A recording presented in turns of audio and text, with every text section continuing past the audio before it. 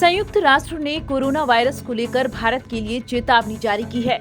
UN की report में दावा किया गया है कि भारत में कोरोना की दूसरी लहर यानी डेल्टा वेरिएंट से अप्रैल से जून के बीच में 2,40,000 लोगों की मौत हुई और अर्थव्यवस्था में सुधार प्रभावित हुआ।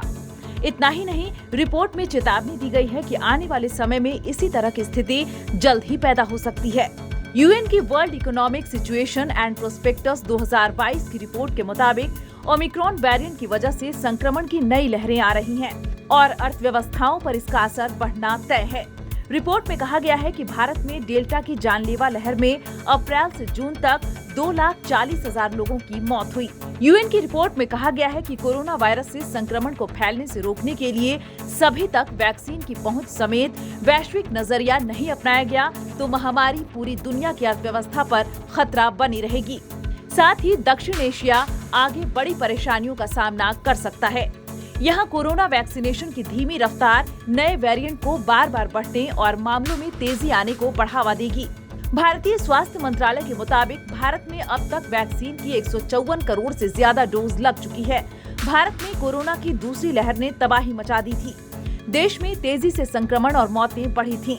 इससे देश का स्वास्थ्य सिस्टम भी चरमरा गया था। अब भारत में तेजी से ओमिक्रॉन और कोरोना के केस बढ़ रहे हैं।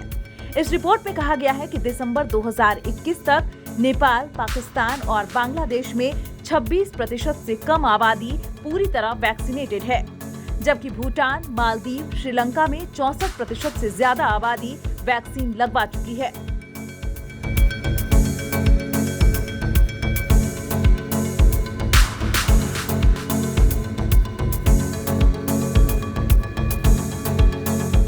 न्यूज़ विंग की bureau report.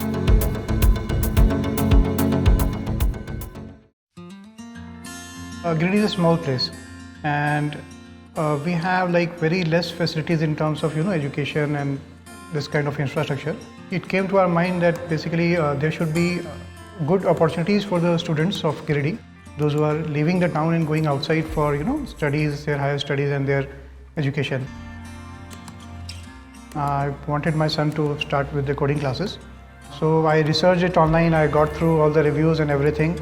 Then I got in touch with the White Hat representatives, and I was very happy with the progress and all how he was doing.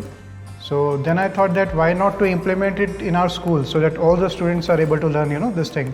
I started coding because we can make our thoughts real. We can interact with the computer.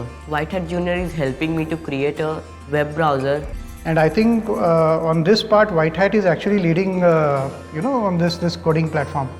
It is definitely a very good platform and one should implement in every school.